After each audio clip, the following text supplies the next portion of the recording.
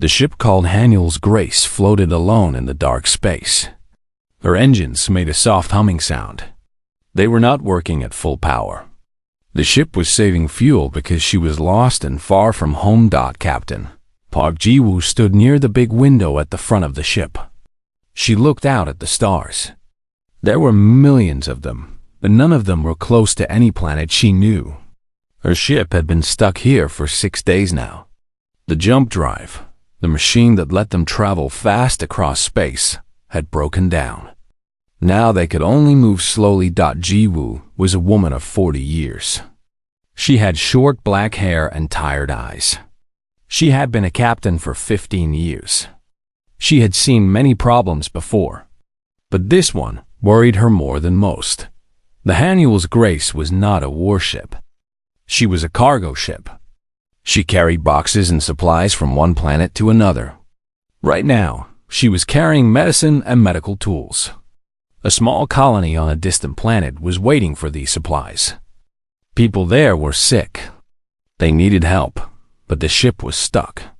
And they were running out of time. The door behind Ji-woo opened with a soft sound. A man walked in. His name was Yoon Do-yoon. He was the chief engineer, the person who fixed things on the ship. He was 55 years old, with gray hair and strong hands. His fingers had black grease on them from working on the machines. "Captain," Do-yoon said. His voice was heavy with bad news. "I checked the jump drive again. We can maybe make 3 more jumps. After that, the drive will break completely. We will not be able to fix it." Ji-woo closed her eyes for a moment. 3 jumps. That was not enough to reach any friendly port. They needed at least 5 jumps to get to safety. "What about the normal engines?" she asked. "They work fine. But normal engines are slow. It would take us 2 years to reach the nearest station." 2 years. They did not have food for 2 years. They did not have fuel for 2 years. Ji-woo opened her eyes and looked at the stars again. "We keep going," she said. "Maybe we will find help." At that moment, another person spoke. It was Shin Yoonji, a young woman who worked with the communication systems. She was only 25, with long hair tied behind her head. Her job was to send and receive messages. "Captain." "Hin. Nen." Yoonji's voice was sharp with fear. "I am seeing something on the scanner. 3 ships. They are coming toward us from behind those rocks." Ji-woo turned quickly and walked to the scanner screen. Do-hyun followed her. On the screen, they could see 3 small shapes moving fast. The shapes were coming closer and closer. "Can you talk to them?" Ji-woo asked.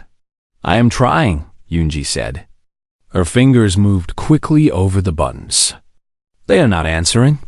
The 3 ships came out from behind the large rocks that floated in space.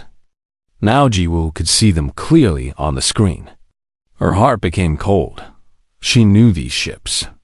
Everyone who traveled in this part of space knew these ships. They belonged to the Vakari.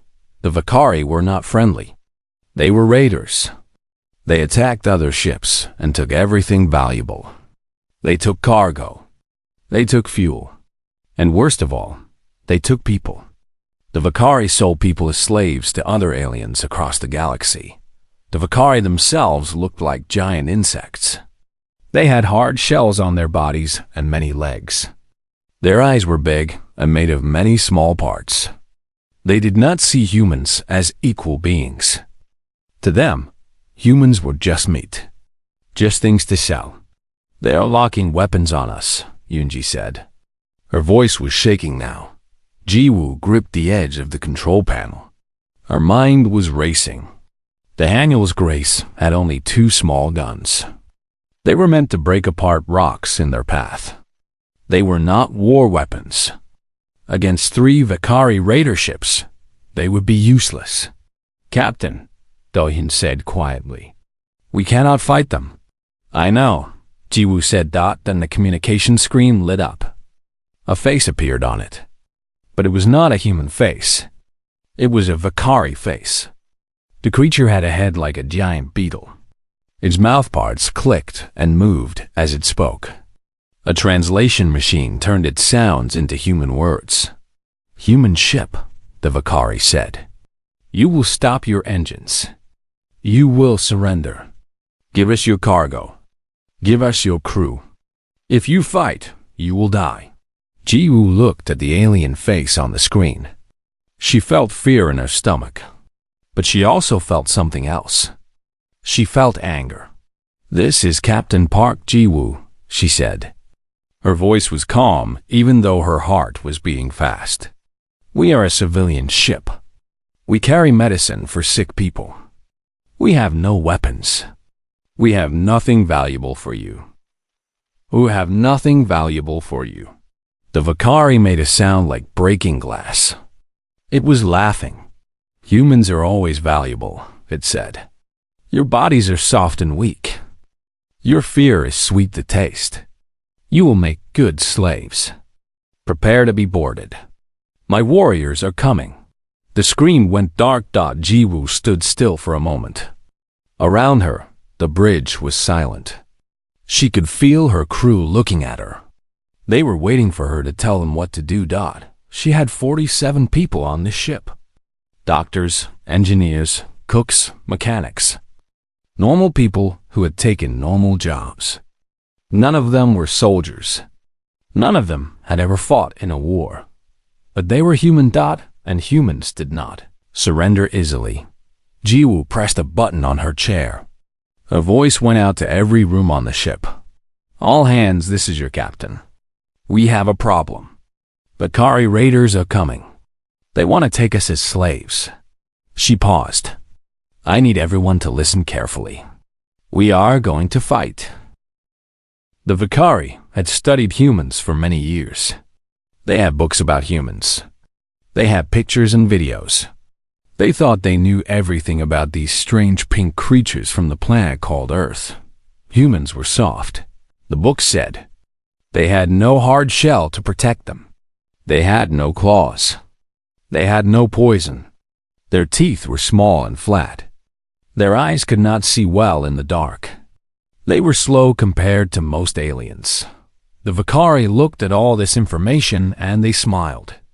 Humans were perfect prey. Easy to catch. Easy to break. Easy to sell. But the Vakari did not understand one important thing. They did not know human history. Deep inside the Haniel's Grace, in a small room near the engine, there was a locked metal box. The words "emergency only" were written on it. For 3 years, no one had touched this box. There was no need. This was a peaceful cargo ship. Now, an old man named Baek Junho walked to this box. He was 63 years old. His hair was white and his face had many lines. He walked slowly because his knees hurt, but his hands were steady as he put in the code to open the lock. The box clicked open. Inside were weapons. Guns that shot energy beams. Guns that shot metal bullets. Knives. Armor vests. All the things a ship might need if something went very wrong. Junho picked up a rifle and checked it. The power cell was full. The weapon was ready. He had not held a gun in many years, but his hands remembered what to do. Once, long ago, he had been a soldier, a Marine. He had fought in 3 different wars. He had killed many enemies. He had taken this quiet job on a cargo ship because he wanted peace. He wanted to see the stars without fighting. He wanted to forget the blood and the screaming. But now the fighting had come to him. "Everyone who can hold a weapon," Junho said in a loud voice, "come to me now. Everyone who cannot fight, go to the cargo hold. Hide there. Lock the doors." People started coming. First just a few, then more. They were scared. Junho could see it in their eyes. Most of them had never held a gun before, but they came anyway. A small woman walked up to Junho. Her name was Kang Suman. She was the ship's doctor. She was 40 years old with a kind face and gentle hands. Hands that healed people. "Give me a rifle," she said. Junho looked at her. "You are a doctor." "I was a combat medic for 12 years before I became a ship doctor," Suman said. "I know how to fight. I also know how to keep people alive while fighting." "Give me a rifle." Junho handed her a weapon. She checked it quickly and nodded. Her hands knew exactly what to do. More people came. The ship's cook, Imagine, was a big man with thick arms. He did not take a gun from the box. Instead, he held up a large kitchen knife. "I have been cutting meat for 30 years, he said. "These aliens look like big bugs. I can cut bugs too." The young mechanic, Han Yuna, came running with tools in her hands. She was only 28, small and thin. But her eyes were bright with an idea. "I can seal the doors," she said. "I can weld them shut. The aliens will have to go only where we want them to go. We can trap them." Navigator O Taiwan came forward. He was a quiet man who usually just looked at maps and charts. He had never hurt anyone in his life. His hands were shaking as he took a shotgun from the box. But he took it anyway. "Just tell me what to do," he said quietly. Junho looked at all of them. Doctors, cooks, mechanics, map readers, normal people with normal jobs. But there was something in their eyes now. Something hard and bright. Something the Vakari would not understand. It was the human spirit. The thing that had kept humans alive for thousands of years on a dangerous planet. The thing that made humans cross oceans in small boats. The thing that made humans climb mountains just to see what was on the other side. The thing that made humans look at the moon and say, "We will go there." Humans were soft. Yes. Humans were slow. Yes. But humans never ever gave up on the bridge. Captain Jaiwu's voice came through every speaker on the ship. "Listen to me," she said. "The Vakari think we are easy prey. They think we will cry and beg and surrender. They are wrong." Jiwu's voice was strong and clear. "Our ancestors lived on a planet that tried to kill them every day. Ice ages, volcanoes, wild animals with big teeth. Sickness, hunger, but humans survived. We did not survive because we were the strongest. We survived because we never stopped fighting." In the weapon room, the crew listened. Hajin gripped his knife tighter. Suman loaded extra power cells into her pockets. Yuna started planning where to seal the doors. "These aliens have technology," Jiwoo continued.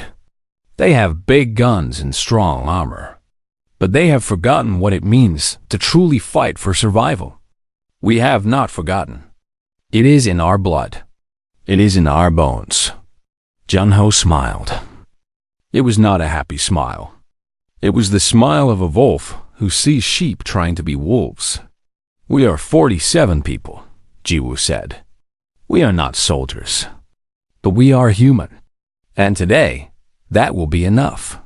A loud bang echoed through the ship. Then another. The Vakari boarding pods were hitting the hull. They were cutting through the metal walls. They were coming in. Junho raised his rifle. "Remember," he said to the people around him, "these aliens have never fought humans who know they are going to die if they lose. They have only fought humans who were scared and confused. We are scared too, but we are not confused. We know exactly what to do." He looked at each face around him. "We fight. We live. Or we die taking as many of them with us as we can." The first Vakari warrior broke through the wall. The battle had begun. The first Vakari warrior came through the hole in the wall. It was big, almost 2 meters tall. Its body was covered in hard brown shell. It had 4 arms and 2 legs. In its hands, it carried a weapon that glowed with blue light. Its large eyes looked around the corridor, searching for soft human bodies to capture. The Vakari expected to see humans running away. They expected screaming. They expected crying. They expected surrender. Instead, All the lights went out. The corridor became completely dark. The Vakari warrior stopped moving. Its big compound eyes, made of thousands of tiny parts, tried to adjust to the darkness. But compound eyes were slow to change. For a long moment, the warrior could see nothing at all. Then something heavy hit its head. The warrior fell to the ground. Its hard shell cracked open. Green blood spilled onto the floor. Standing over it was Han Yuna, the small mechanic. In her hands was a fire extinguisher, the heavy red metal kind that hung on walls in case of fire. She had swung it like a club with all her strength. "One down," she whispered into her communication device. More Vakari warriors came through the hole. 5, then 10, then 15. They pushed forward into the dark corridor. They could not see well, but they could hear. They heard human footsteps somewhere ahead. "Find them," the leader of the group clicked. "Kill if you must, but capture if you can. Live humans are worth more." The warriors moved forward. Their feet made clicking sounds on the metal floor. Their weapons were ready. They thought this would be easy. 47 soft humans against 100 trained Vakari warriors. It would be over in minutes. They were wrong. Security Chief Junho had planned carefully. He knew every corner of this ship. He knew every small passage and every hidden door. He had placed his fighters in positions where they could attack and then run away. The Vakari reached a place where the corridor split into two paths. They did not know that Mechanic Yuna had welded shut all the doors except the ones Junho wanted them to use. The aliens had to go exactly where the humans wanted them. "Left group, go left," the Vakari leader ordered. "Right group with me." The left group walked down the corridor. They moved slowly, carefully. They could hear strange sounds ahead. Hissing sounds. Their translator devices could not understand it. Then the sounds became screaming. Chief Engineer Dohyun had connected the hot steam pipes from the engine to this corridor. When the Vakari were all inside, he opened the valve. Burning hot steam, over 200 degrees, poured into the passage. The Vakari screamed as the steam cooked them inside their shells. They tried to run back, but Yuna had sealed the door behind them. They were trapped. In seconds, they were dead. 20 warriors gone. Just like that, the right group heard the screaming of their brothers. They stopped moving. For the first time, they felt something strange. They felt fear. What is happening? One warrior clicked. The leader did not answer. It pressed a button on its arm. A small light came on. Now it could see a little bit. The corridor ahead was empty. No humans, just metal walls and closed doors. The leader moved forward carefully. Its warriors followed.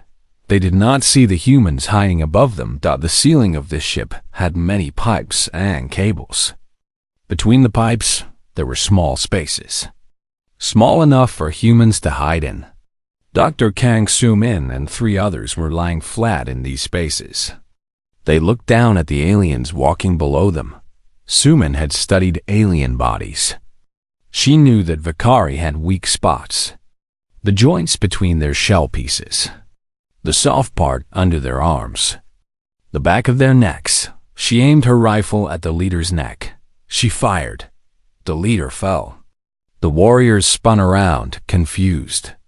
Where had the shot come from? They looked left. They looked right. They did not look up. More shots came from above. One by one, the warriors fell. By the time they finally looked up, half of them were dead. The remaining warriors fired their weapons at the ceiling. Blue energy beams burned through metal and wires. But the humans were already moving. They crawled through the spaces between the pipes, quick and silent like mice. "They are above us!"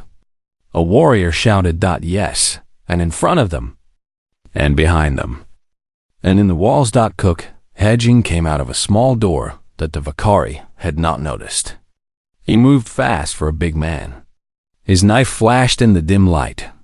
He cut the leg of one warrior, then the arm of another. He was covered in green blood, but he did not stop. "Come on!" he roared.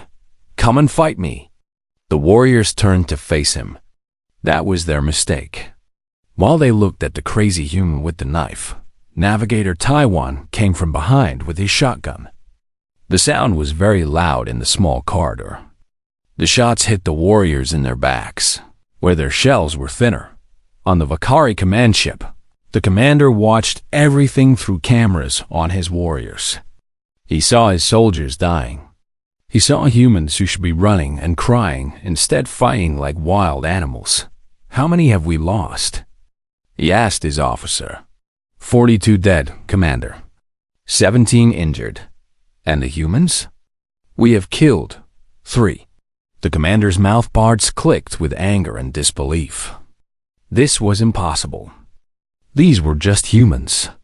Soft, weak, pathetic humans. "Send more warriors," he ordered. "Send all of them. Kill everyone on that ship." But deep in his cold insect heart, the commander was beginning to understand something terrible. They had made a mistake. They had poked something dangerous. They had poked humans. The second wave of Vakari warriors was much bigger than the first. 50 more soldiers poured through the holes in the ship's hull. They were angry now. Their brothers had died. They wanted blood, but the humans were ready. Navigator O Taiwan sat in a small room near the bridge. In front of him were many screens and buttons. He had done something clever. He had found the radio signal the Vakari used to talk to each other. Now he could hear everything they said. And he could talk on their channel too. "Attention, boarding group 7, Taiwan said into the microphone. His voice sounded calm and bored, like he was reading a weather report. "You are about to enter a section of the ship that has no air. We opened all the doors to space. Just wanted to let you know. The warriors in boarding group 7 stopped walking. No air? They would die in seconds without air." They looked at each other. Should they go back? Taiwan was lying. There was plenty of air in that section. But the Vakari did not know that. They wasted 5 minutes checking and double-checking. 5 minutes that the humans used to prepare more traps. "They are scared," Taiwan reported to Captain Jiwoo. "Good. In the cargo hold." The humans who could not fight were hiding behind walls of medical supply boxes. But they were not just hiding. They were working. Young pilot Cho Minji was only 22 years old. She was supposed to fly the ship, not fight aliens. But she had an idea. The ship's fire safety system could spray white foam everywhere to put out fires. This foam was safe for humans to breathe. But she had read somewhere that Vakari could not breathe in it. The foam would block their strange breathing holes. "I can control where the foam goes," Minji told Junho through her communication device. "Just tell me which corridors." "Corridor 12, Junho replied. "Do it now." Minji pressed buttons on her tablet. White foam burst from the ceiling of Corridor 12. The Vakari warriors there tried to run, but the foam was everywhere. They fell to the ground, choking and gasping. They could not breathe. Humans could hold their breath for a long time. Some of Junho's fighters ran into the foam, holding their breath. They found the choking aliens and finished them off.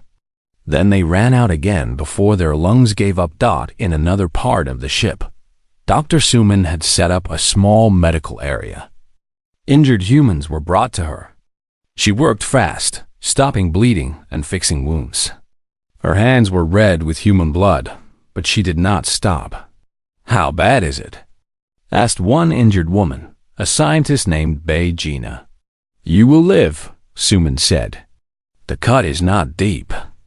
I am closing it now." Gina winced as Suman used a medical tool to seal the wound. "Are we winning?" she asked. Suman looked at her. "We are still alive. That means we are winning." The battle raged on. The humans knew their ship. They knew every small door, every hidden path, every dark corner. The Vakari did not. Again and again, the aliens walked into traps. Again and again, they died. Cook Hedgen was covered in green blood from head to toe. He had killed 9 Vakari with just his knives. 9. With kitchen tools. He was not a soldier. He was a cook.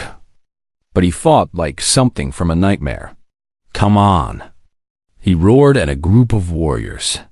"I will cook you like the bugs you are." The warriors hesitated. They had been taught that humans were weak and afraid. This human was neither. He was terrifying. Mechanic Yuna crawled through the maintenance tunnels with a heavy wrench in her hand. She was too small to fight directly, but she could do other things. She found the wires that powered the Vakari weapons. She cut them with her wrench. Now their guns did not work. What happened to our weapons? A Vakari warrior shouted. Nobody answered. Nobody knew. On the command ship, the Vakari commander was losing his mind. His screens showed the numbers. He had sent 100 warriors onto the human ship. 63 were dead. 22 were injured. Only 15 were still fighting. And the humans? They had lost only 7 fighters. 7. "This is impossible," the commander said. "They are just humans." His tactical officer, a smaller Vakari with nervous eyes, looked at him. "Commander, maybe the old stories are true." "What stories?" "The stories our grandparents told.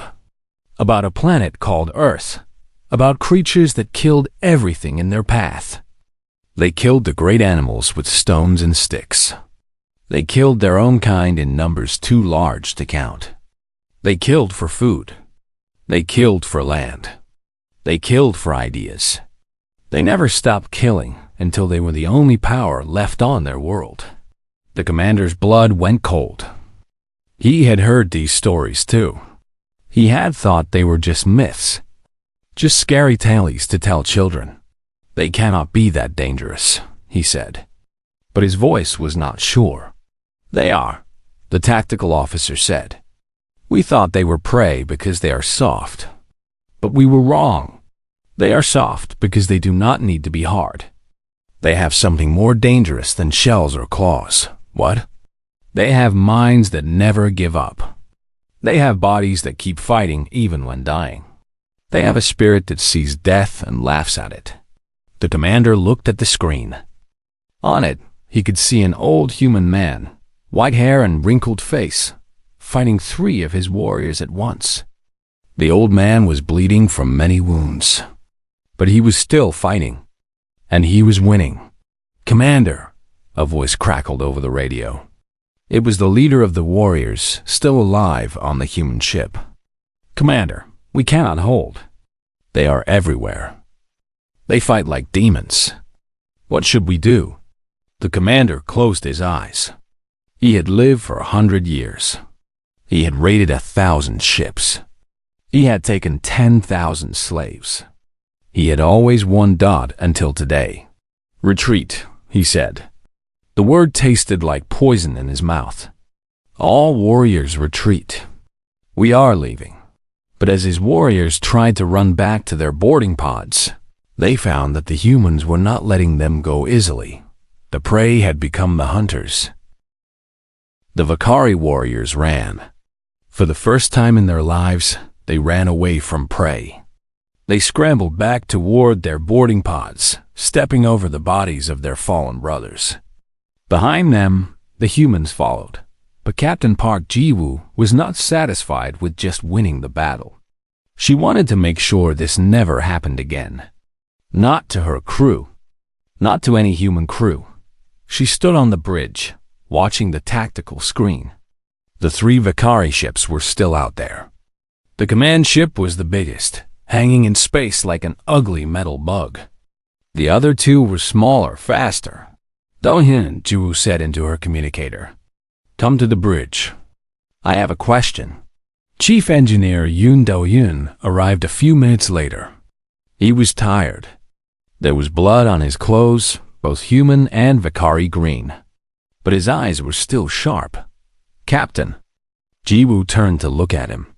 Do you remember what you told me last year? About the medical oxygen tanks in our cargo?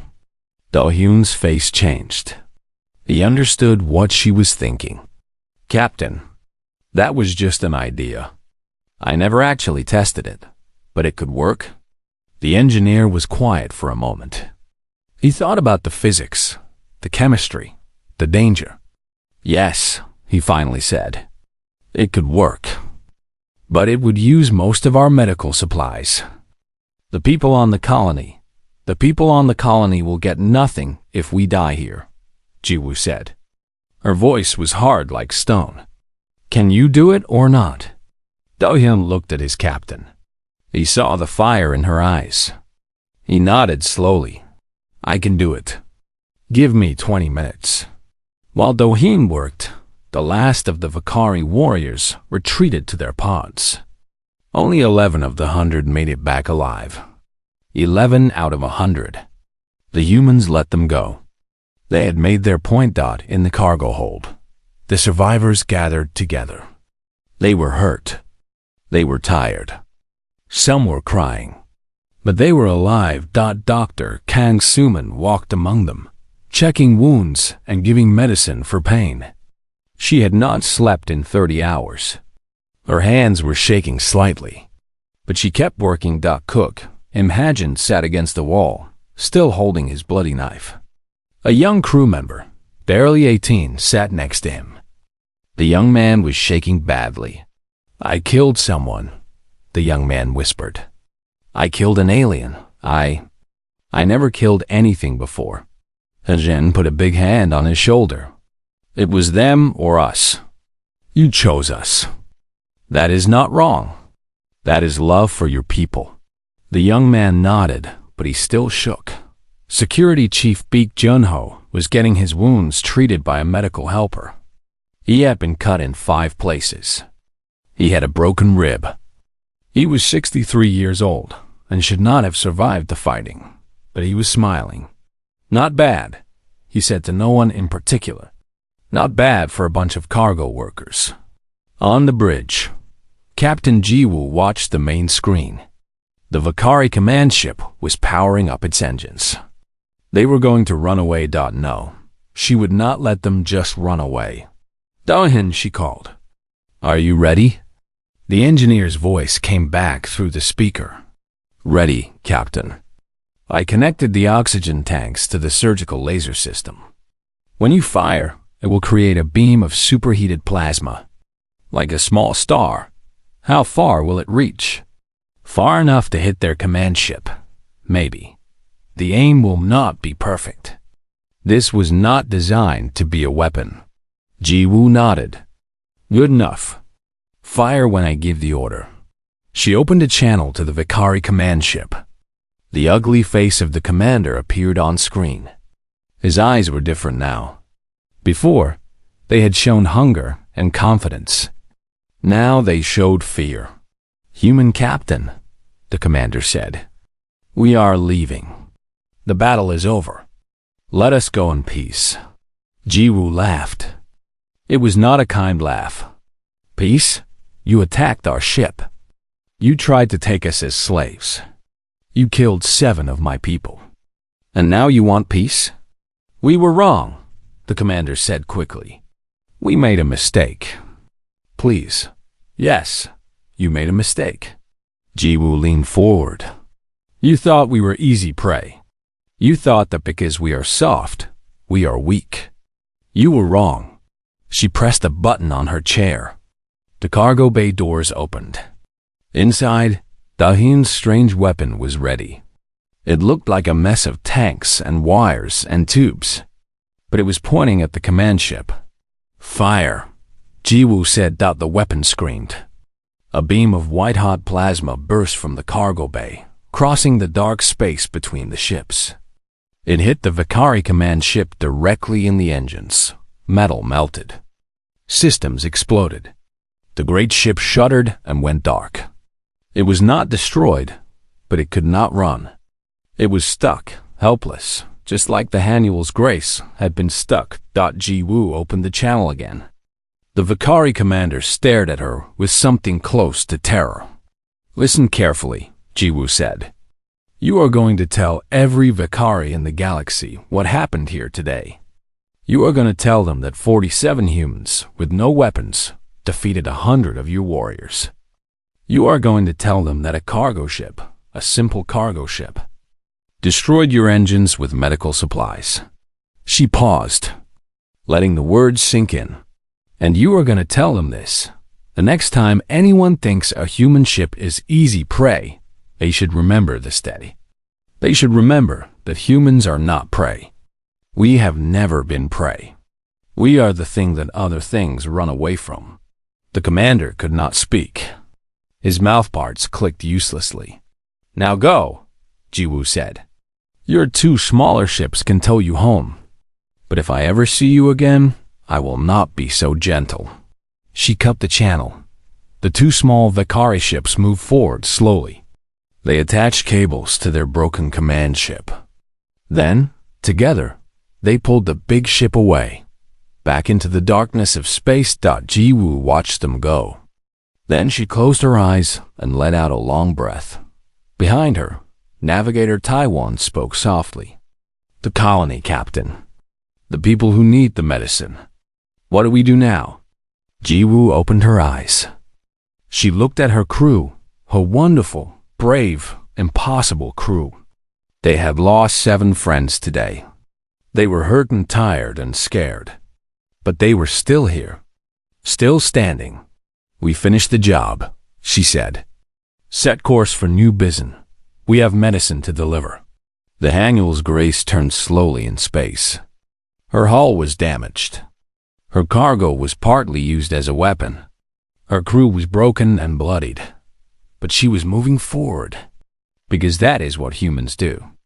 They get knocked down, and they get back up. They get hurt, and they keep walking. They face impossible odds, and they fight anyway. The ship jumped into faster-than-light travel, leaving behind the battlefield and the fleeing Vakari. And across the galaxy, a story began to spread. A story about a cargo ship that should have been easy prey. A story about soft creatures who fought like demons. A story about humans. The Vakari learned that day what many others would learn in the years to come. Do not hunt humans. Do not attack humans. Do not make humans angry, because when humans fight back, they do not stop until they win. They never stop. They never give up. They are human.